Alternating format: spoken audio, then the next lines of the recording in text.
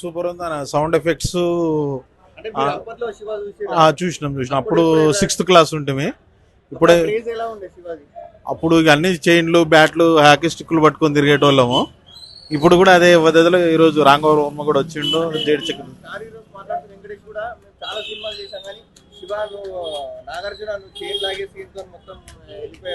అవునవును. ఇప్పుడు ఆ కాలంలో అయితే అసలు స్టూడెంట్స్ గొడవలు ఇవన్నీ ఇట్లుంటాయని కూడా తెలియదు ఇప్పుడు ఇప్పుడు ఆ కాలంలో ఇట్లా ఉండే అనేది చూస్తానికి మళ్ళీ రీక్రియేషన్ చేసినట్టుంది సినిమా.